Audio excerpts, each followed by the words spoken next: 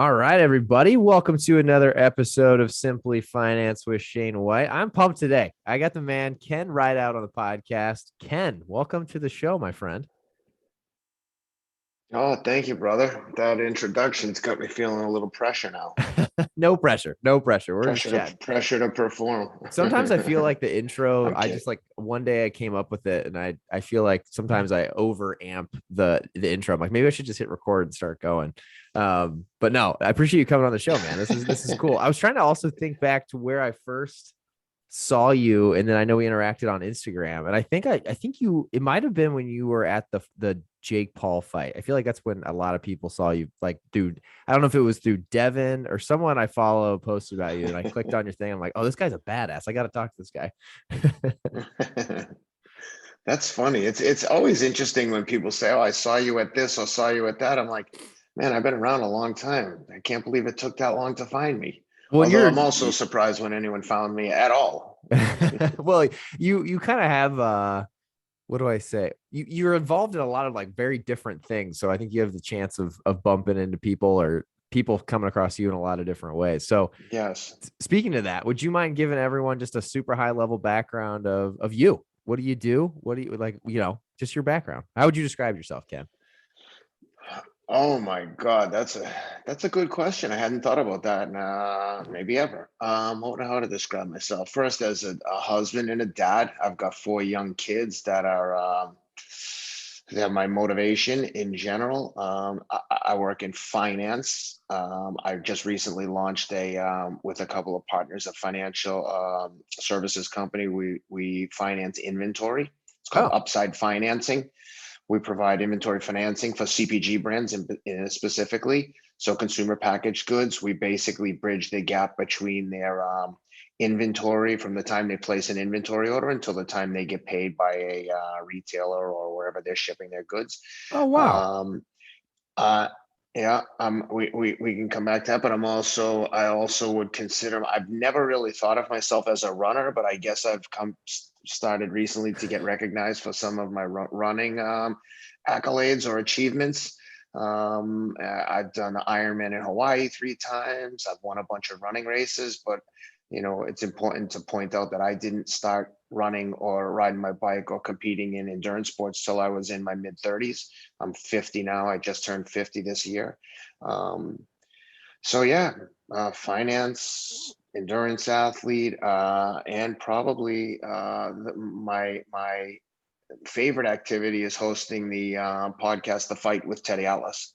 Yeah, I mean, We all cover three of those. we cover Great. MMA and boxing. Yeah, with my partner Teddy Atlas, and that's it in a nutshell. Yeah, I mean, you're doing well. First of all, I knew you were in finance, but that's really cool because I didn't really get into it before we hit record. But CPG is like my world. I just actually I work at a RX bar, which is like a protein bar company. Oh, cool. Yeah, so I mean that's Mm. been my world. And then on here, I mean, we've had 70 co-founders of CPG brands on here. So that's funny. There was a connection I didn't even know we had. So there we go. Um, Yeah, man, I'm a chameleon.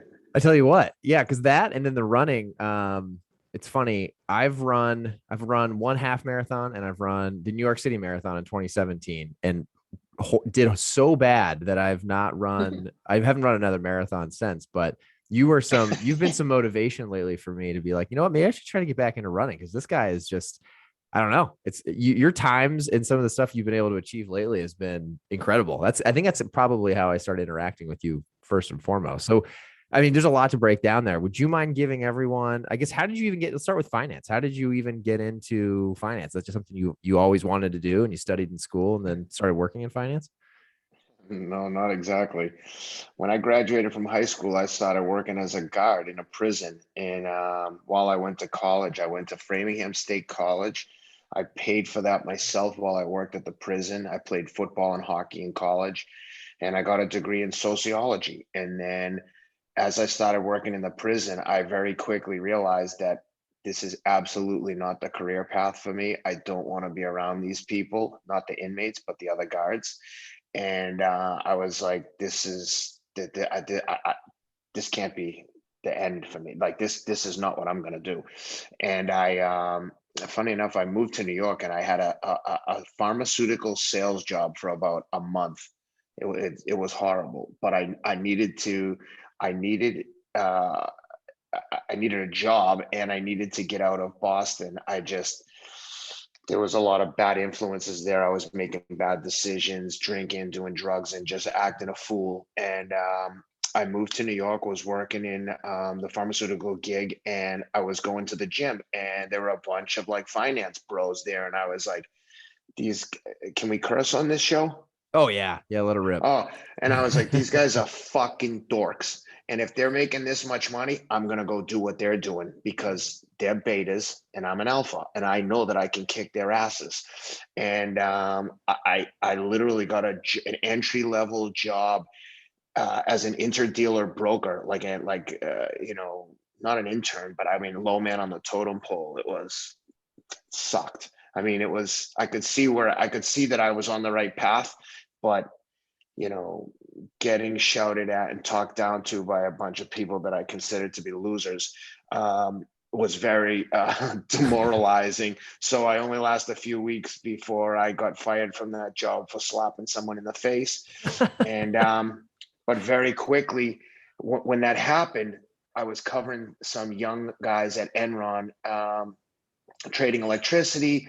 It's a long story, but basically they told their boss, who was like the equivalent of the Gordon Gecko of electricity trading, like the biggest trader in the market. He heard what happened. He was from Boston. He called one of our competitors. I was so naive, I didn't even know we had competitors. I knew nothing of finance. And they hired me basically on the spot at this guy's request. And unbeknownst to me, when I started the following week, he was now my client, and we started, and the trading desk that I went to was terrible, but very quickly we started dominating the market, and I was becoming like the biggest producer on the desk, and this all happened very quickly. Anyway, then I ran commodities sales and trading for Europe and Asia for Cantor Fitzgerald. Enron went bust. I then transitioned into when Enron went bust and 9/11 happened. I worked at Cantor. We were on the top floor of the World Trade Center. I came back to New York and took over their credit derivatives business. Oh wow. Again, I knew nothing of credit derivatives. I was always kind of like fake it till you make it and just figure it out on the fly. And I got a couple of really good clients early on, and then quickly uh, started just jamming in right when synthetic CDOs and credit derivatives started to get big. And I always knew that being a broker of these products was a good job, and you could make good money, but it wasn't necessarily a good career. You were Mm, beholden to like your clients. If something happened to your clients, it was like lights out for you. You know, you were only as good as your clients. sure. And I didn't want to be beholden to anyone else for my success and failure. So in time, luckily I got the opportunity to move to the banking side, to the sell side, working at Natixis, a French bank, covering hedge funds, again doing credit derivatives. And this was right before the financial crisis hit, so I was there. It was great until it wasn't. We were structuring and selling synthetic CDOs. Everything we were doing blew up massively, and I transitioned into just straight vanilla fixed income sales, and I Mm, went to credit agricole. So I was working in sales and trading for many years, and then in 2015 I started a fintech company with a friend of mine from Goldman Sachs. I moved out to LA to cover the West Coast. He stayed in New York. We eventually merged it with a competitor. And at that point, I was riding my bike and I met a guy in LA who ran an asset management firm that was owned by a bank. After riding, I mean, when I say ride my bike, like we would ride like 100 miles Saturday, 50 miles Sunday, like yeah, a real, classic Ken yeah, like riding. And that's a lot of time to spend one on one. And a guy lived right across the street from me, and he ended up becoming one of my best friends. He hired me. I said, let me come run business development for you and raise some discretionary money, and we'll raise some discretionary funds. Now, I'd never done this before, but I knew it could be done. And he was like, well, you don't really have any experience. So I said, look, I'll do it for free until we get it cracking. And after a few weeks, it was obvious that it was a fit. And yeah, we raised two discretionary funds from like big household institutional endowment insurance company type clients where Wow. I think a lot of people were like, holy shit, look at what they did. I felt the same way when it happened. I was like, holy shit, we did it. And after we raised a couple funds and things were going great, I was just antsy, and I had the opportunity to go and raise money for a guy named David Sinclair, who's a Mm. genetics professor from Harvard Medical School. He has a book out called Lifespan. And we just hit it off. And I raised money for his company called Life Bioscience in Boston as a third party placement agent. So I did that for a few years, and that was fantastic. And then while I was doing that, I started to focus on CPG brands in the health and wellness space and started to invest and raise capital for these brands. And the way I would work is basically like, if I would only take the mandate if it was something I wanted to invest in, because then when I would pitch it to my own friends slash clients, I'd be like, look, here's a cool opportunity. I think we should do it. And they would say, are you investing? I'd say yes. And they'd be like, cool, we're in. And I had a handful of guys. So it was cool. And it was like a great lifestyle. It allowed me to do my podcast, do the training that I wanted to do. And it was good life. And then I met a young guy called Nick Mares, who was the founder of Kettle and Fire, a bone Oh broth yeah. company, very successful. Yeah. And I took a meeting with him about raising money for him, possibly investing in upside. And as soon as I heard him tell the story, knowing what I knew of finance and CPG brands and what that struggle is to get access non-dilutive working capital, it was so obvious that this was going to succeed, and he was just starting. And we just hit it off. And he was trying to hire a CFO. That deal fell apart. So he called me out of the clear blue and said, look, can you help me identify some other CFO candidates? And I said, yeah. And after a couple times collaborating on this, he said, would you ever consider coming to run business development? And again, I liked the life I was living. I wasn't looking for a job, but it just made so much sense that I was like, hell yeah, let's do this. And it's been an unbelievable success to date. We're busier than I could have ever imagined, almost too busy, which is why I wasn't looking for a job. But it's like, it's definitely become a bit of a passion project. I've never, ever, even when I was having success in pure finance, I never was like, oh, I can't wait to go to work Monday. Like, this Yeah. is just, it's a job. This, I'm actually like, I feel we're actually helping people. Like when we take meetings with brands, 9 times out of 10, they're like, I can't believe it took me this long that took someone this long to figure this solution out. And, it's been awesome. So anyway, That's that's my, badass. No, that's really cool, man. career of finance highlights. Yeah, well, I love it. Well, no, it's cool because it sounds like you were kind of in the, what I guess most people would think of as the corporate side of finance. And it seems like you along the way kind of pretty quickly figured out how to kind of hustle it and create your own endeavor, right? Like it doesn't sound like you stayed in that world very long. You kind of got out and started supporting yourself, and you kind of became an Man, entrepreneur. You I kind of maybe spent always have been. I spent 20 years in sales and trading in different capacities, and I would say that in my mid 30s, as I started to get into endurance sports, everything good in my career came professionally came from endurance sports. I met the best clients because of our shared appreciation of endurance sports. I credit being active and being passionate about something with all of my success.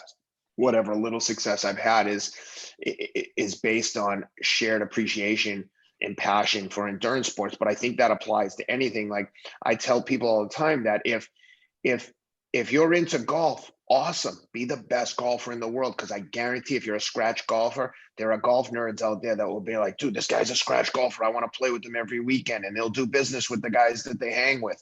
You're a product of the people you surround yourself with.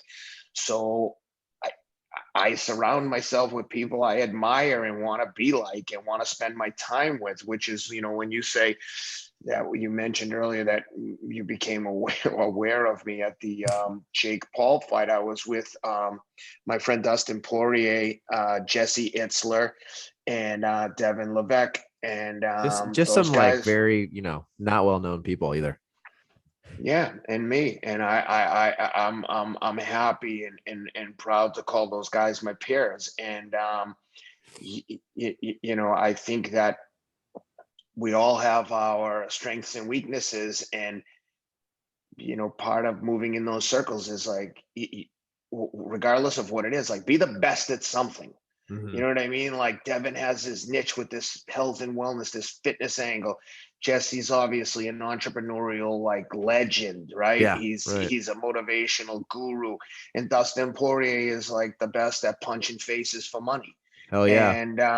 And he's the nicest guy you could ever possibly meet in combat sports. So look, I think that you've got to figure out, like, why would someone want to be around me? These are questions that I would ask myself, and that people listening should ask themselves, is like, why would someone want to be around you? What do you bring to the table? And if the answer is a nothing, I'm just a super fan, or I'm just super interested, like that ain't enough, brother or sister. You need to like bring something to the table. And it doesn't even, maybe it's just passion, but it has to be sincere. You're not going to fake your way through with truly successful people. They're going to like, they're not, you're not going to get in that inner circle. And I joke with, Sure. but Jesse has a business partner, Mark Hodalik, who I love, super nice guy, founded 29029, like a mountain climbing experiential type thing that they just sold to Nordic Track or iFit. And I tell him all the time that we have our own little inner circle, and we joke about it because if whenever he meets someone, he's like, "You got to meet this guy." I'm like, "Is this guy gonna make it into the inner circle?" And he's like, "He's definitely in the inner circle." So, but those are things that like you should ask yourself. It's like, why would someone want to hang with me? And Sure. just being witty isn't enough unless you're like Dave Chappelle, who I also like to call my friend. Oh wow, I didn't know you know Dave Chappelle. Yeah, I mean, Yeah, man. no, that's a good point. And you've kind of, I mean, just given your background, I think it's interesting because you've kind of been able to do what you just said in a few different avenues in my perspective. Like finance, it sounds like you just became obsessed with, it seems like the space. It seems like I mean, health and wellness and in like health and wellness CPG brands, which is also kind of like my avenue. Seems like that was just a big focus, and then you found a way to tie finance into it, which is really, really cool. And then I mean, is that kind of true? Is that kind of like, I mean, you I know, was in finance, hating every second of it. It paid the bills, but then everything just came together where I met David Sinclair. He asked me to come help him. We had success. And then I was like, oh shit, I bet I can do this as a full-time gig. And, that took conviction. I have 4 little kids. I mean, I'm not close to being able to retire. So the thought of leaving the security of a job, but was overwhelming and wrought with fear. But I will tell you that one of the biggest disservices you can do yourself is to get comfortable collecting a salary. It's almost like the big lie is like, okay, you can work in finance and you can make money. And I don't want to put dollar figures on it because everyone's context is different for what they need or what they want. But let's see. Anyway, you can make a comfortable living in finance, and yeah, for the people that excel and exceed, there is a way to get fabulously wealthy. But if you look at how many people, when the whole crisis started and people just branded everyone as Wall Street and finance, I'm like, oh, it's such a stupid comment. There's so many people in so many areas of finance, but I've always been in on the banking side, like sales and trading, like yeah, institutional trading, and you can make a good living doing that if that's what you want, but you're also going to work 10, 14 hours a day. I don't want to do that. That's not what life is, man. It's not like, hey, let me spend the best years of my life handcuffed to a trading desk. I get it. If that's what you want, is that safety, good on you. But I want to like be able to do things during the day and like live my life. You only get to be alive once. I don't want to spend my best years sitting around in an office with guys who, some of whom I like and some I can't fucking stand. right. um and Oh yeah, do it. definitely. And when you're in that trap, you're not free to explore opportunities that come up. I was actually with Devin Levesque last night in New York. We went to the Teddy Atlas dinner, and we'll come back to Teddy Atlas, my partner in the podcast. And we went to a Teddy Atlas's charity dinner, annual dinner on Staten Island with my friend Rob Moore, who produces the podcast, who's also entrepreneurial wizard and wildly successful. And we were talking, and I said, man, we were talking about different things and nutritional companies and different things we wanted to talk about together professionally. And I said, here's the thing that people are missing and that I was missing for years by having a full-time job. You don't have the opportunity to explore these opportunities in situations with like-minded people when you're committed to a corporate job. Yeah, You can't definitely. leave in the middle of the day and like go take a meeting about some, protein blend or some new consumer product that you're interested in. But if you have the balls to like strike out and do that and you're genuinely passionate about it, it's not something you're going to fake your way through. Like you have to really commit to this, right? Especially when you have kids. Um, if you can figure it out, it becomes like I say to my wife frequently, I'm like, can you believe that this is my life? Look at what we've created. Because again, I had a sociology degree. When I moved to New York and started working in finance, it wasn't like they had a fucking parade for me on Wall Street. Like, Ken's here. Thank God he's out of school. He's ready. You Yeah, know what I yeah. mean? It's Like not how it no one works. was looking for me. You had to knock the door down. And Yeah, and again, I wasn't going to get into a banking program with a sociology degree from Framingham State. I wasn't going to get into like the analyst program at Citi. But the minute that I transitioned from a broker to the sell side at Natixis, I was now on a level playing field with some of these dorks. And then it's all about, what have you done for me lately? Who's the top dog? Who's the best salesman? And there were many years where I was on trading desks with guys that had MBAs from Ivy League undergrad and MBA from Ivies. And it was just like, none of that shit matters when you're out on the field, mm-mm. right? Once the game starts, whatever the sport is, none of that shit matters.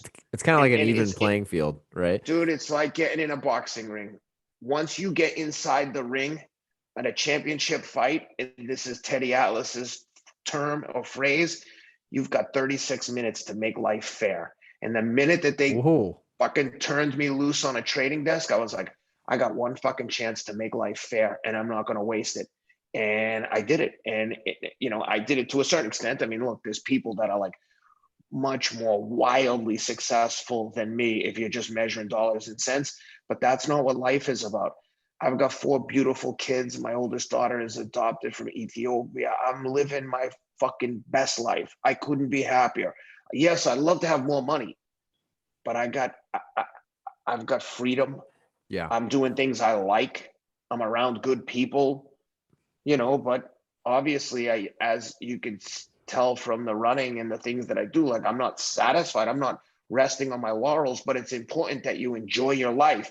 I think a lot of times people are worried about, once I get this much money, I'll be happy. Once I get to point C, I'll be happy. Like, dude, you better enjoy the journey from Journey, B to man. C, or else you're going to get to C and realize you only got a few years left. Yeah, right. Well, that's honestly one of the reasons I wanted to talk to you is you seem like someone who is truly obsessed with the process, which is something I'm striving to do as well. And by talking to, very interesting people, I think you get a good sense of who has it and who doesn't. I mean, for you, I think one of the things that stood out to me with what that whole segment you just talked through is you kind of something hit you it's maybe one day or maybe it was over some time where you realize staying in the rat race of this corporate world was not going to make you fulfilled and happy. Do you remember kind of like what it was? Was it a day? Was it something you were working through? Like, how did all of a sudden it hit you that like, hey, this seems like a big joke. I need to like get out of this and work for myself and figure out ways to build wealth on my own. Because I think it's a It's a good challenge that a lot of question. people face. You know what I mean? Yeah, no, look, that's a good question. I was scared shitless for the longest time. I was too scared to do it. And I didn't even know what I would do. I was just knew that I wasn't happy, but I was like, I was making things happen and making money, and that part was good, but it was like it wasn't fulfilling. And I would say once I started to work at the Palisades Group, when I joined the guy at the asset manager in LA, that I liked that job. I mean, like, I use the word like liberally here. I wasn't like, oh, I can't wait to go to work, but I had pride in it because everything that I did was immediately measurable. Like, I raised those discretionary funds. We had multiple meetings with placement agents and bankers who were like, "No, I don't think you can do it." And they'd ask me, "Well, what do you think?" And I'm like, "Yeah, I think we can do it." And they say, "Why do you think so?" I said, Why do you think we can't? Motherfucker, I think I'm going to win the New York Marathon until you beat me. Yeah, yeah, Like, yeah. Oh yeah. I'm sincerely, I'm like, if the answer is no, you don't think we can do it. Well, I'm in the same position now as I am tomorrow if I don't try. But if I start taking shots on net, one of them might go in. Yeah, But right. my attitude was like, let's try. And I did it, and we did it. And it was like, I mean, even now, I sometimes got to pinch myself like, holy shit, we did that. Just takes one yes. And again, the guy who gave us the first yes, was a guy who managed a big family office in New York, who's I consider one of my very best friends that I know only through endurance sports.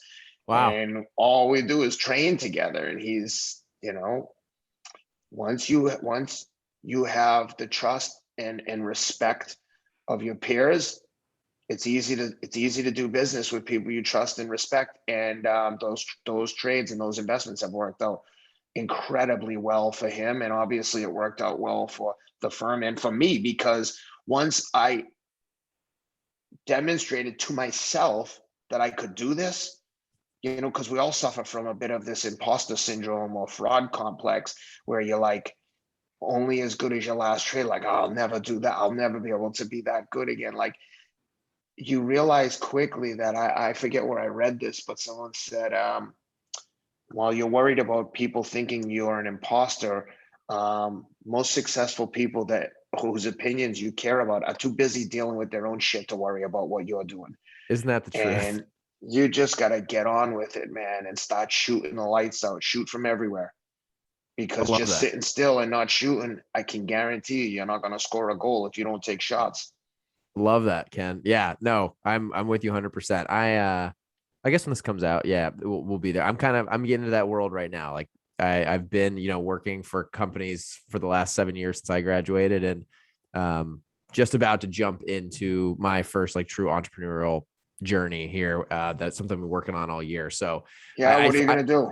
we're working through basically building. So in the health and wellness space, obviously, like I said, me and a buddy who both have been in the space for a long time. I've really specialized in e-commerce. So obviously selling on Amazon, Walmart, Thrive, Box, all these different online platforms.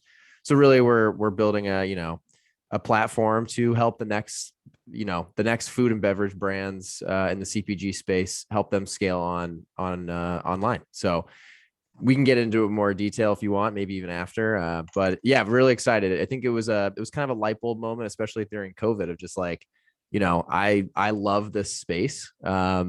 Very passionate about it, but like I don't think I can just sit in the seat I've been sitting in for the last few years and expect it hit me one day that I didn't want my boss's job. And I think that was like the first light bulb that went off, that was like, when you don't want your boss's job, and you definitely don't want your boss's job, like you probably need to like reevaluate where you're heading.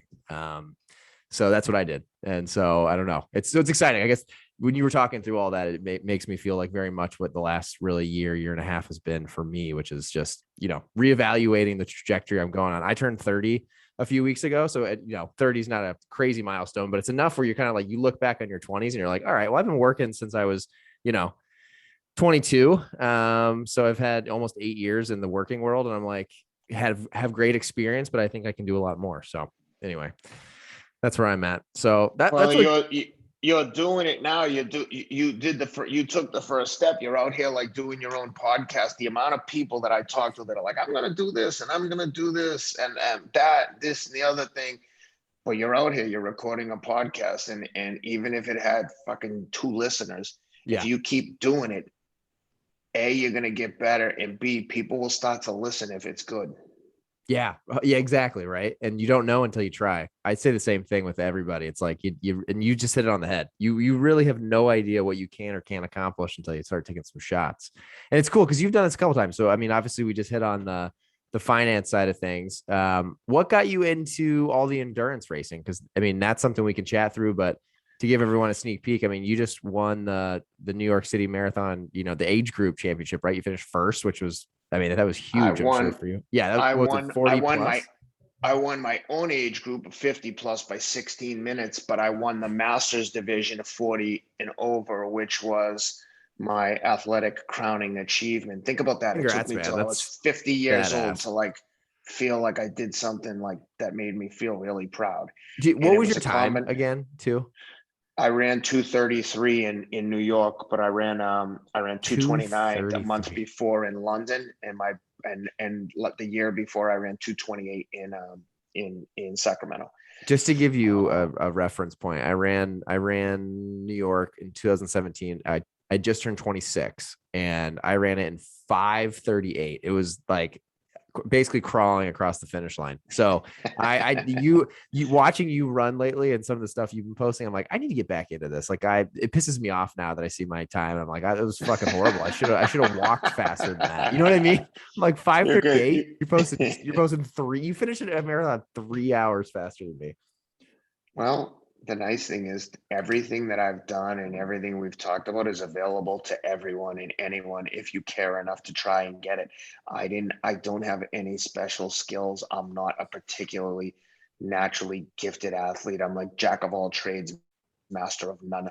I mean, I played quarterback in high school and college. I played hockey, but I was like just okay. I just was there, and it Yeah, took me a yeah, long time to figure out something I was good at, and or that I had desire to like dig in. And with team sports, you can only be as good as your team, and so in a certain extent, so to a certain extent, you're limited there. But when I started to run and ride my bike, I also boxed for a while. I boxed for the New York Athletic Club and had some amateur fights, and then but yeah, man, I can't stress to you enough how flattering it is that people are interested in hearing my story. Like sometimes as I'm sitting here listening to myself fucking ramble, I'm like, man, I am so grateful that people care about what I have to say and that people are interested in me.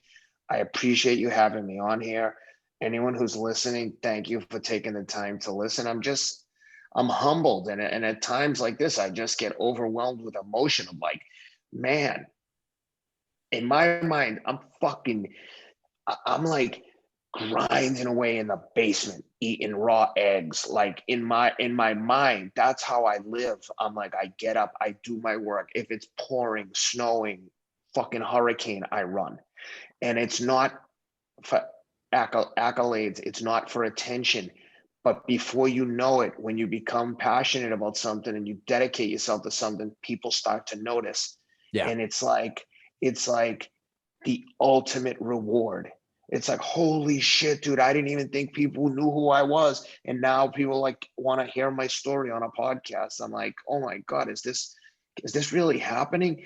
And even like you said, I see you hanging out with Jesse and Dustin and Devin, and I'm like, yeah, I guess when I think about it, fuck, I can't believe these guys are my friends. Pretty cool, And right? yeah, man. And I mean, the thought that someone might think that about me is like, it's a big responsibility. And I think about it when I train now, and I think about it when I race. I'm like, yo, the one of the greatest character traits you can have in life is to be dependable. Can I count on this motherfucker? And even if it's just referring to yourself, I can count on me. I know, like having worked when I was working in London and Enron went bust and my world collapsed. I was making a lot of money, and when you make a lot of money, you spend a lot of money. And when Enron went bust, I was think to myself, "Oh my God, how embarrassing! Like I haven't saved enough. I'm like I'm starting from zero again." And then I did it again. I reinvented myself and got into credit derivatives and started making more money than I did the last time. And then the financial crisis hits, and I'm like, oh my God, I'm never going to get another job. And then after about fucking 20 of those type incidents, you're like, fuck it. I know I can depend. I know who's got my back, me. Sure. Fuck yeah, And, right? I still definitely get scared and nervous all the time. I have fucking anxiety just thinking about the race tomorrow, I the Nashville bet. Half Marathon. But I know that everyone else is having those feelings too.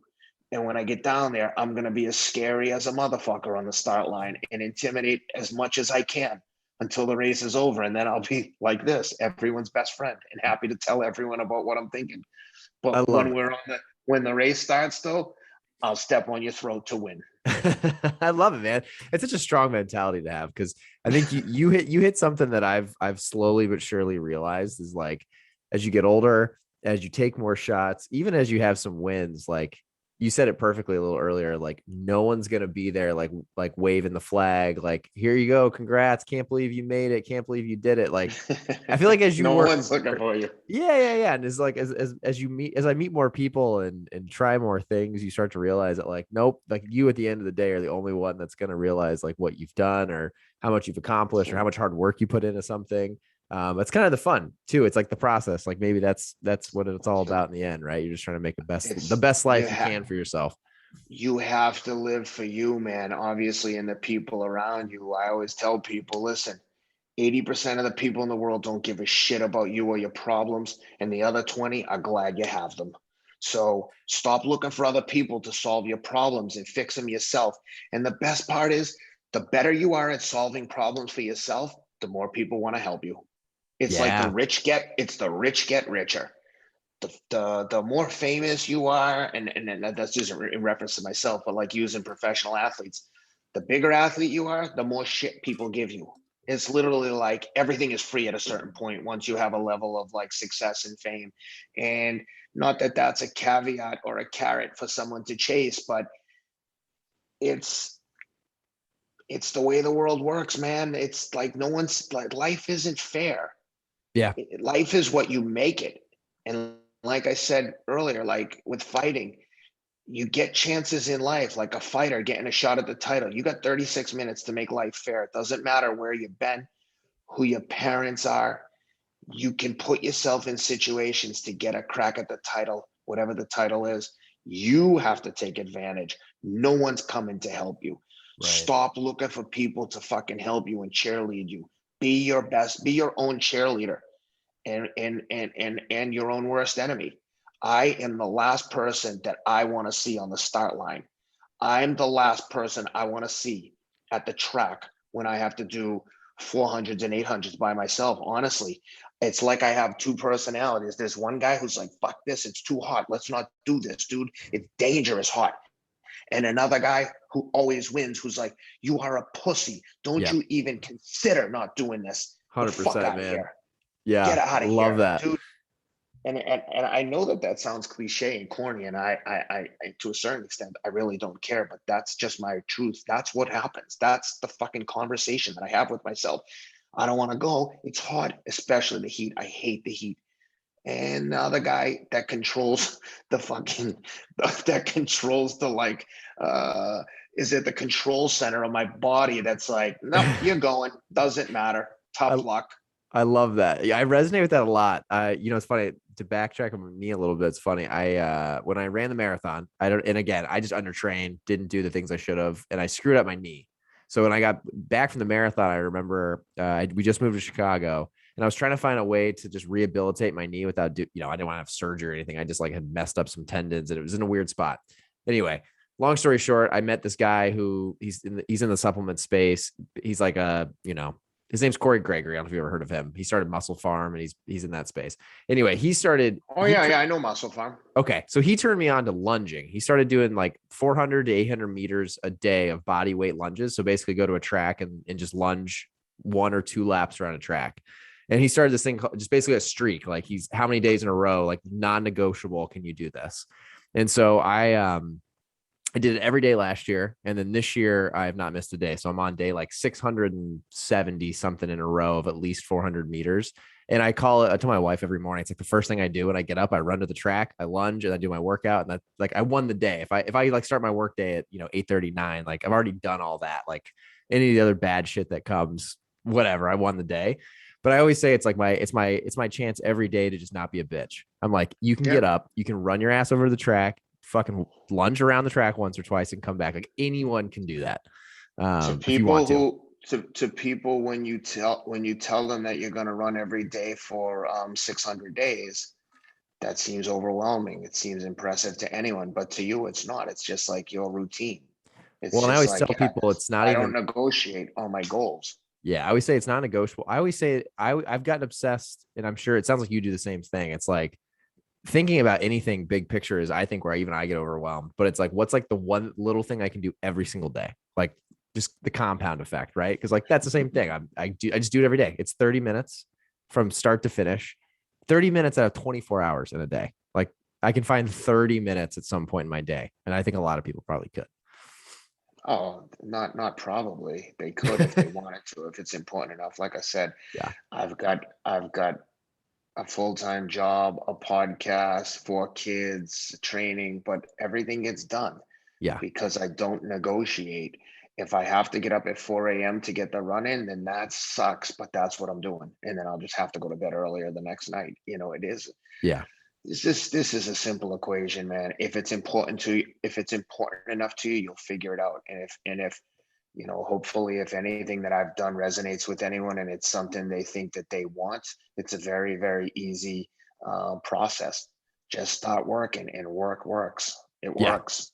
You Right. do it, it works. The Just end. keep going. And people will recognize dedication and conviction and commitment.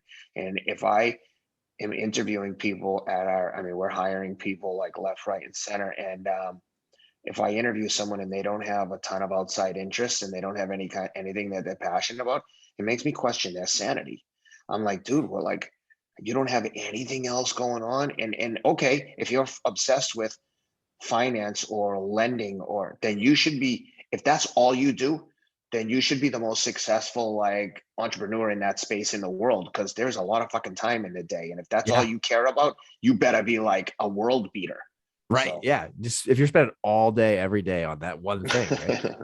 other than that, you better have some interest. If you're not like just only into one thing and not the best at it, I got to question what the fuck you're doing wrong. Yeah. Right. Right. Right. No, I hear you loud and clear. So it sounds like your obsession outside of your day job became endurance sports, but you endurance sports. And then my other curiosity was your podcast. Cause obviously like being with Teddy Atlas, I don't know a ton about boxing. I'm probably a little more versed in the UFC and mixed martial arts than I am boxing, but I've honestly become very intrigued recently with just the attention that's been brought to it. So I'm trying to learn more. But like, how did you even get hooked up with Teddy Atlas and starting a podcast? Like, what's your background in boxing and fighting? And just love that. I realized like the cross way of me running into you was multiple ways. It was like the endurance running and then also the fighting. I was like, wait, I got to understand how this all works, because you have some really cool things outside of your day job.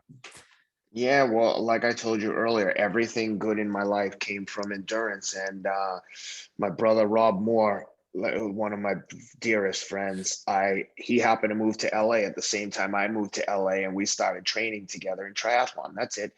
Riding bikes together 4 or 5 hours, couple days a week, swimming, endless laps in a pool, running. I mean, we did so much shit we spent so much time together. I spent more time with this dude than my wife, I think. And he was a PR professional at Edelman, working in corporate public relations. Yeah. And he did exactly what I did, but he was young. He's only 35 now. So I probably met him when he was, I guess 20, in his late 20s. And he was leaving Edelman to work on his own, do freelance PR. And I said, you should do some for fighters. It's a long story, but he Ah, did some work for another friend of mine, Mike Lee, who is Notre Dame grad, who was a world champion at super middleweight. And I said, Rob, this guy's got a great story. Mike, you should have someone helping you with PR and pitching you to Men's Health and Wall Street Journal. And, in traditional PR, you get paid for effort, not success. So I said to Rob, like, why don't you charge these people like for success? Like if you get them like good bookings, like, so instead of like, let's say $5,000 a month, tell them, if I get you in the Wall Street Journal or Men's Health, it's like 10 grand. But if I don't, then maybe you pay me like 1,000 a month. I'm just making numbers sure. up, but But whatever yeah, the it's formula is. incentivized to the actual end user there. So he did it. And that's how I've always worked in finance. When I raise capital for a company, they don't pay me unless I succeed and raise the money, and then you get paid percentage of the capital raised. But I'm also a registered broker dealer, which is a requirement to pay someone for raising capital. But yeah, so Rob met Mike Lee. Mike Lee's dad was heavily involved in his career, met Rob and knew Teddy, and said to Rob, you should help Teddy. He's been at ESPN for years, but they haven't been using him. But he has an audience. And Teddy was using a flip phone at the time, no social media. Rob met him. They hit it off. Rob took over his social media channels to set them up. Teddy does all the social media posts, but Rob set all the handles up and started posting for Teddy. And he said, look, you should start a podcast. I know a guy, Ken, might be interested. You guys should talk. I met Teddy. We did a few episodes. I was terrible. I got better. Everyone's bad when they start, right? Yep. Yep. I mean, it's It's like just like inevitable. reps. The more you Yeah. do, it just becomes natural. It becomes second nature. And I mean, still always get like nervous. I mean, now we've interviewed, I mean, the guys on the wall here, Regis Prograis, Vasily Lomachenko, Israel Adesanya, Dustin Poirier, Francis Ngannou, like legends in sport, legends, Evander Holyfield, the fucking my favorite boxer in all time, Mickey Ward, the Oh, subject of the wow. movie The Fighter. That's Mickey was a guard badass. with me in the prison. That's where I met him. We were both guards, and both of our brothers were inmates in that prison, coincidentally. Oh, wow. Um, Really? Oh, that's a wild yeah, story. yeah, it's fucking wild. And so yeah, it's just been unbelievable. But again, that connection and that relationship stemmed from endurance sports. And a matter of fact, Rob introduced me to my other friend who invested and helped get the ball rolling at Palisades, who was the first guy who was like, okay, I'll make like a sizable institutional investment in this firm and help you buy it from the Bank of California, from a bank. And it was just everything good came from this blind commitment to being good at endurance sports with no, I didn't have a master plan. I just was like, this is a great outlet for competitive energy, and Mhm. it's good for my mental health as well, which is why I started it. I was like, man, I was lifting weights and shit, but I mean, I was getting older, looking like a bubblehead. Like, I don't want to look like a bodybuilder. Like, I mean, I still struggle to not like get too skinny or too muscular. It's like it's like constant struggle, but I digress. Yeah, so No, I that's how love the that. podcast got started with Teddy, and now it's rocking and rolling. It's huge. Now it's got like 210,000 subscribers, almost 40 million views on just on YouTube. Oh my God. Wow. I It's didn't know this was that Oh yeah, big. it's huge. Come That's on, awesome. man, do your research. I know Where are you exactly. where are your fact checkers? Hey, I know this is just me. This is a one man show over here. No, I knew it was big, but those numbers are real big. I mean, that's awesome. I mean, it's funny is I think a lot of people don't realize this too. It's like that's a good example of you're always working, you're always hustling, you're always talking to people. You're trying to be a good person and work your ass off. And then that turned into something that like that could be probably, I'm assuming that could be a enormous source of revenue or something. That could be like probably a full-time job for one person. Like that podcast that is 100%. that size A for 100%. like that's wild. Easily. And that's just one of the fun Easily. things you get to do. It's crazy to think that it actually makes a dollar because I'd pay to do it. I That's love it. what, yeah, I say that about this. Like the people I get to meet on the podcast. I don't, it's funny how, and I think it's cool. It sounds like your story is very similar in regards to like a lot of these things that you're hustling on. They seem like they're synergistic. Like the fitness and the endurance turned into the podcast, but I bet the podcast and having these people on and getting to meet all these wild fighters has turned into business opportunities and different things you get involved with. Like it all kind of just flows and works together in ways you can never like There's expect. there's all kinds of irons in the fire, man. And like I said, if you don't take shots, you're not going to score. But there's some big things that I'm working on with some like awesome people.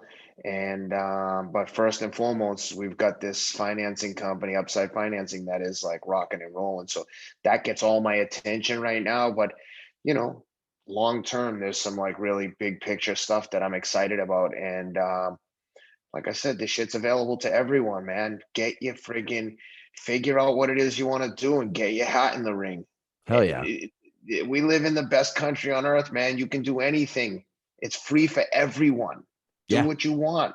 Don't let anyone else tell you what you should be doing or shouldn't be doing. Right. A Go hundred get it. percent. No, 100%, man. Love that. Love that. So do you think for you, I mean, I guess you're like part of basically like a startup company at this point, right? So you're kind of like outside. Pure startup. Yeah. Do you think that's going to be in your repertoire for a long time? Are you planning on riding that out for a while? Or do you think is the podcast going to start taking up more time? Or is it something you're always going No, to no, just no, kind of no, no. no? The podcast is a passion project. We've been on a site, we've been on a rhythm now for 3 years. I watch the fights anyway. I love them. I go to as many fights as I can. I mean, prior to COVID, I went to every single big fight. Not that I don't go because of COVID. It's just Tougher. It's shit's annoying. all over the Yeah. place. Yeah, Sure. some places, different places. But now having the job and like I've just been so busy with racing and stuff. But typically, I don't miss any of the fights. Like I was at Poirier's fight when he beat Conor McGregor recently. Oh, I actually went geez. Were there you with really? Oh, dude, we were like back at the house with him afterwards. We went to the after party. Jesse Itzler came out there with me. He hadn't been to I think he had been to the UFC before, but he hadn't met Dustin. So we went there, and then we went back to the house with him, Mikey Brown, the coach, Thiago Well, Alves, who just won the bare knuckle world championship. It was not fucking not to awesome. It's jump like in and cut someone you off. else's life. Yeah, what was that like when he knocked off Connor? Like being there after, I can only imagine what that was like for him. Like watching your brother or your son beat up his fucking nemesis. And I don't root So against cool. Connor. I don't have a problem with Connor, but Dustin, I love Dustin Poirier. He's like, I consider him like a dear friend. So watching your friend get in a fight is very, very difficult thing to do. Yeah, You I was know, gonna say, was it tough? I've heard that from people who are like close to the fighting circle. Like it's tough very to hard. watch your friend, It's fight. very hard, man. And it's very hard as you get to know these guys. It's very, very hard. This is like, you don't fucking play boxing or play UFC. It's like a fight Yeah, and people can get hurt. It's scary. yeah, That's yeah. the part that makes you love it, is like these are like modern day gladiators that are in an arena, not fighting to the death because they'll stop before you get to kill the guy. But Yeah, in a lot of close. instances, like he's pretty close. You choked him unconscious. If we don't stop here, like someone's gonna get hurt. Yeah, yeah, But that's what makes it appealing, is that it's dangerous. And these like brave sons of bitches that get in there and do this for money is like, hey, it's hard not to admire these guys. Like that takes a level of courage and commitment that I just personally don't know. yeah. I that's it's incredible. I'm with you. I've, what's funny, even talking about this, I've been following it for a long time, like all the different leagues, but I've never been to one in person. Is it like something hard to explain? Like if you're up close and you have good seats, is it so much different than watching it on TV? Not so much different, but I think it's the best sporting event in the world to go to. If you told me I could go to watch Dustin's fight on December 11th against Charles Oliveira for the title, or the Super Bowl, I would take the UFC all day, every day. Oh wow. Okay. Not That's good even to know. close. But my friend Rob is getting married that weekend in Mexico, so I'm going to be in Mexico, so I won't be able to attend the fight. But You're Dustin you're gonna has a be lot of you're gonna be fights, sitting and there Rob only watching the has one wedding. wedding. You're gonna be sitting there on the wedding, and if people will watch it, I'm over here like acting like I'm on my phone on the side. You're gonna have the phone going the whole No, time. for some people maybe, but not at Rob's. I love Rob. I would never do that. Like this is an important day for him. I'm Yeah. excited to be there and help him, like, support him and his beautiful wife. So, but yeah, I'm definitely gonna miss being there, but not enough to miss my boy's wedding. Love it. Priorities, man. You talk about it. That's There's it. lots of things Dependable, going on. dude. You make but dependable priorities. Love it. Dependable. But yeah, so Jesse and I went to that, and then that was super fun. After the fight, it's awesome. It's just overwhelming joy. Yeah. Just happy. It's like, and it took a long time in my own life to get to the point where you could be so genuinely, selflessly happy for other people. It's very difficult early on when you've never had anything to watch other people succeed and be genuinely happy for them. It takes a level of like maturity and experience to recognize that when you have those feelings of like, wait a minute, am I like really happy for this person? And if I'm not, why? And after you've been able to identify that, addressing it, and now I have this like, look, it took me 50 years to get to this point, but now I genuinely feel like such deep appreciation for the people that are close to me. And look, a lot of that, like I said, comes from experience and realizing like how how precious life is, and have, when you've experienced a lot of ups and downs, it makes you really appreciate the good times, and how good they are for other people too, that it doesn't have to be you winning all the time for you to feel the joy of someone else winning. Sometimes you almost get the same high of watching your friends or your family or your kids achieve their own goals. Like Rob, my friend Rob, won the Malibu half marathon this past Sunday. I won it the 2 years prior because we Oh, had both cool. lived out there. And I said, dude, someone from our podcast, and there's only three of us, has won the last 3 of 4 Malibu half marathons. And the one that we didn't win was won by an Eritrean former Olympic runner. Wow. Yeah. So you guys are in good So, company. yeah, but I was just so happy for him. I was like, I know that feeling when you win a race that's like, holy shit, I won the Malibu half marathon. Like, this is a big race. Oh, I So bet. Yeah. I mean, that's such a wild, most people run those and they're just hoping to finish. Right. So yeah, you have a yeah. totally And different that was mindset me if you're when I setting out to listen. win. That was me when I started. And I very quickly realized like this is just about suffering. Who can Yeah. suffer the most in training? And I want to win. This is maybe a dumb question because I know you're well into, you've tried lots of different things, but you're someone who I feel like would become very obsessed with the sport of CrossFit. Have you ever done much CrossFit training? No, no, not really. I mean, I've lifted weights obviously my whole life, and I would say I love doing pull-ups. To me, the pull-ups is like the barometer for all fitness. Like Love that. if I can't do like 5 sets of 20 pull-ups, then I'm like, holy shit, I got to get my fat ass in shape. But that's how I measure where I'm at with fitness is with pull-ups. Yeah. So when I see all those guys doing the muscle ups in CrossFit, it makes me think like, I bet I could do that. But The only I just reason I haven't tried say it it yet. is because it's all like, and I'm not trying to sell you on it. I just do it from time to time, and I have a garage set up and being at our X bar, and I've had some CrossFit. I've had the guys from a lot of CrossFit guys on here. It's so interesting because all the things that you are obsessed with marathon running, like Yeah. really CrossFit at the end of the day is all about competing against yourself. Like it's like if you do Yeah. one workout today and you do it in 2 minutes, like the next time you want to do it in a minute 59, and it's as simple as that. So it's very similar to me as like endurance running and the fact of like you're just trying to beat yourself every time you go do something. It's I've got a whole like rogue fitness gym in my basement. Like oh hell yeah. it's like my like crowning achievement moving from LA to Nashville. I was like, all right, I really don't want to move, but we're moving. And obviously it's a lot cheaper to live in Nashville than it is to live in the Pacific Palisades. But one of the attractions was that we have a gym. I bought the house from a guy who played for the Titans, an offensive lineman, Chris Oh Spencer, nice. great guy. Sweet. And he had a like a proper gym, like rubber floor and stuff. He didn't leave the weights, but he had like it was kitted out. And then I bought a Rogue squat rack, dumbbell Fuck yeah. rack. I got freeway. I mean, I got everything. I got like a Gold's Gym in my basement, brand new, top of the line Rogue fitness equipment. I got a Hell yeah, Woodway. man. I got a Woodway treadmill, some heavy bags, mirrors. It's awesome. I laugh because I have a very similar setup in my garage. I did it because when I moved, we lived just west of the city of Chicago, and at our ex, they had like we basically like it was something I don't know. I had never had this before, but they had like a corporate policy where it was like everyone got I think it was like $250 a month for the gym, which I came from Indiana, $250 for, I didn't even know they had gyms for that much when I moved here. I was like $250 a month. So we didn't have a gym close by. It was all in the city. Most people live in the city that work there. So I just like, hey, can I just have the amount in cash and then I'll just build my own. And so that's what I did. First couple of years of working there, I just took that and I'll built take my the own. money.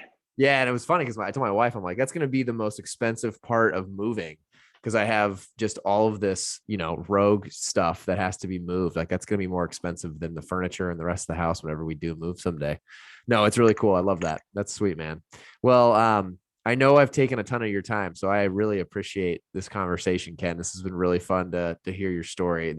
There's a few questions at the very end. I always love to ask guests. I think you're gonna have some really cool ones. So I wanted to make sure I had time to ask you this. The first one. Yeah, no, hold on, no Yeah, no, go for problem. it. I just want to say apologies if you have a normal structure.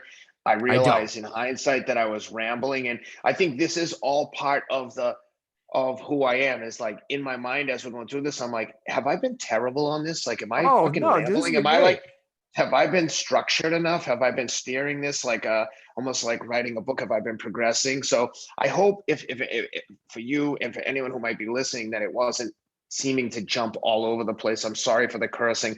I swear to God, when I worked in the prison, I picked up a horrible habit of cursing it. And I'm serious and I've never been able to get rid of it. Even in casual conversations with my children, I'm so embarrassed. I'll be like, what the fuck is that guy doing? And my kids and my wife be like, dude, watch the language. I'm like, sorry guys, Like I constantly. just can't help it.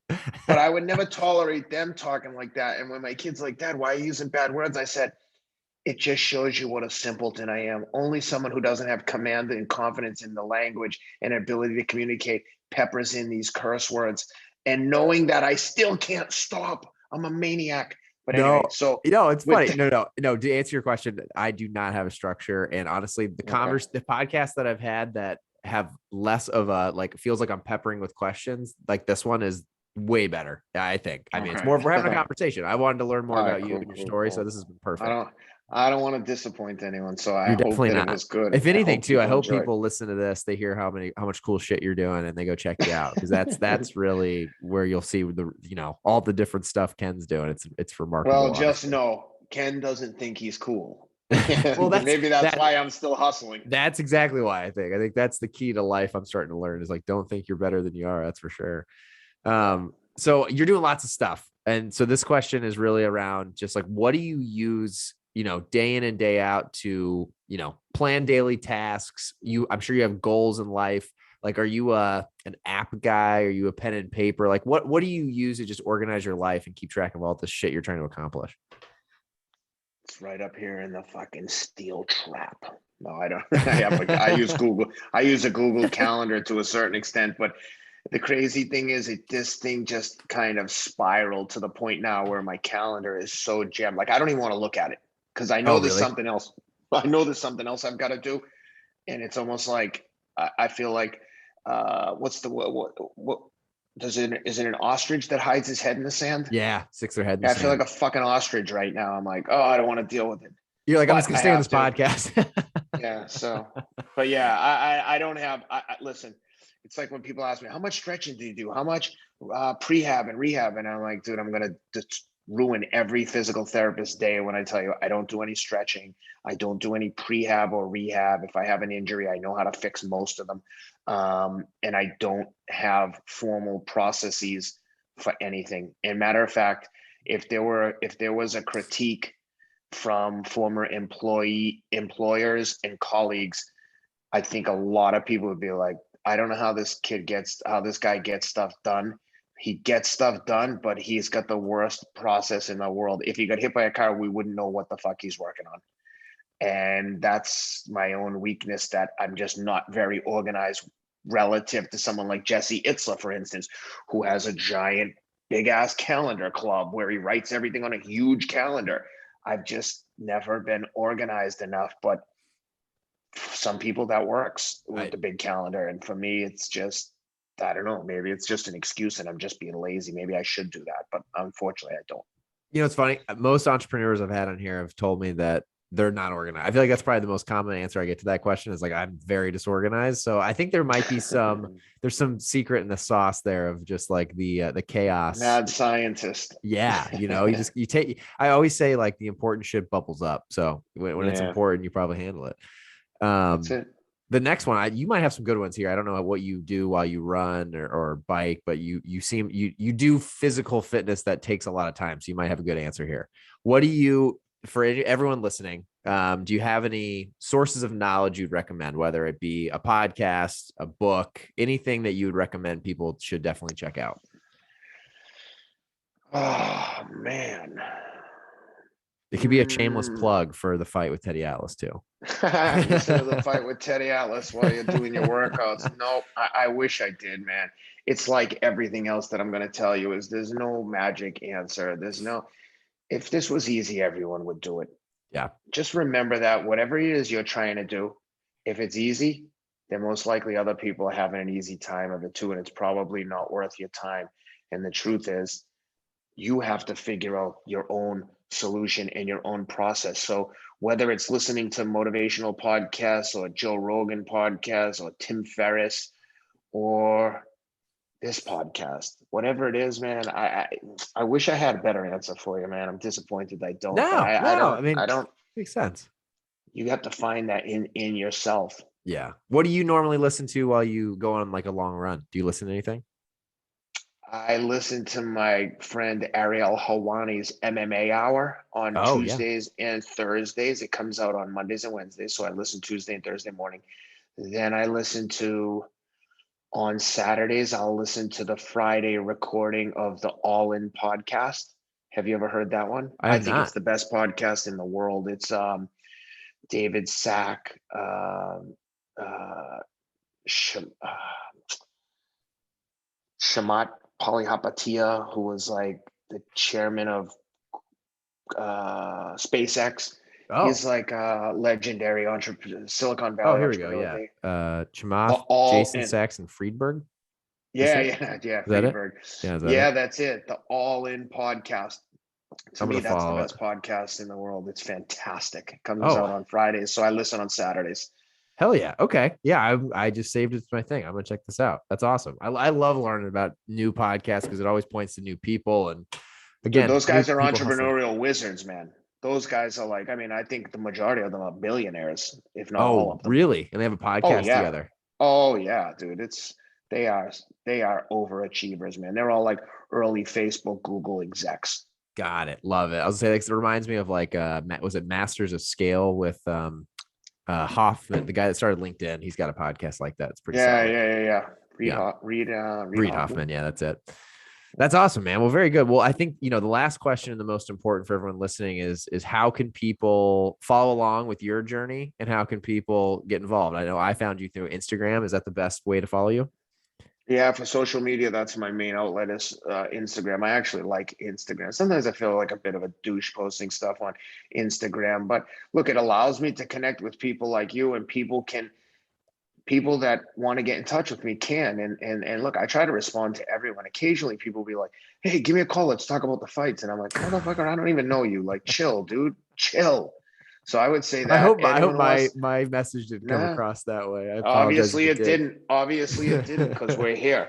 But I would say, yeah, man, anyone who wants to get in touch with me, I'm on Instagram at Ken Rideout, something like that. I'm sure if you just search for Yeah, I me, think I'm it's there. But I'd say I try to respond to anyone who has any questions or wants to talk to me within reason, to recognize I have 4 kids, a job, a podcast. So I try to be respectful. I just ask people like, please just be, because sometimes I think people need to be reminded like, I'm busy, man. If I yeah. can help you, I will help. If I can help someone, I will help them. But make it easy. If you want me to help you with something, don't give me a fucking homework assignment. Hey, Ken, Right. I'm trying to get in touch with so and so. Here's why. Bah, bah, bah, bah, bah. Can you connect me? Yep. Not, hey, I'm thinking about writing a book. What do you think the top 10 topics should be? And I'm like, dude, like, you want me to fucking write the book too? Yeah, Like, exactly. these are Can I just get some some rights of examples of this like book? craziness, crazy incomings that I get. But I'm sure, yeah, I'm sure once you start running around in the circles that you run around in, I'm sure you get some crazy responses. But I appreciate you getting back to me and coming on. This has been a blast, man. dude, I've honestly I'm had so happy to much be fun. here. And you're gonna I'm be honored. racing tomorrow, so good luck with the race. Let's go. By the time this Yeah. comes out, you'll hopefully have won. So this will I hope so. Hope so. awesome, If man. Well, not, if not, they'll have to fucking kill me to beat me. I love that. Well, hey, I'll be keeping an eye. So I can't hopefully wait. I'm alive. Yeah. What's your predicted time tomorrow? I would love to run 1:11. Wow. Okay. All right. Love it. I've run my fastest half marathon as just a half marathon was 1:12:05, I think. But in the first half of Sacramento in 2018, I ran 1:10:55 or 59, but a 1:10 as part of a marathon, but it was a fast section of the course for the first half. So I know I have a 1:10 in me. I don't know if it's tomorrow. I should probably just declare that I'm going to run 1:10 and stop being a pussy. But I would be psyched to run 1:10. I'll be Hell yeah. pissed if I run over 112. If I run 1:12, I'll be disappointed. That's pretty crazy that you have it dialed in to know like within 2 minutes where you should be. That's pretty. Within 2 minutes, I'd say like within 60 seconds, I can pretty confident that I'll be between 11:30 and 12:30. If anything outside of that will be And what does that put you at on a surprise. per mile pace? Like 5:30. That's flying, man. That is moving. Love it. I I got only a have goal one now. speed. I only have one speed. I ran the marathon at 5:39, and my best half marathon is like 5:30. So Oh, I'm oh, not. really? So it's not any Yeah, different. You just one speed. it's Just crazy. hopefully Yeah, that's the, it. the pedals don't fall off. Let's go. Love it, man. Well, good luck. And it was a pleasure getting to meet you. Thank you, Ken, for the time, man. And Thank you, brother. hopefully we get some cool people listening to your podcast, and I'm sure we'll get some new fans following you after this too. Awesome. I hope so. Thank you for Awesome, man. having me, and pleasure speaking with you. Awesome. You too, Ken. I really appreciate it. And good luck tomorrow. Thanks, brother. Thanks.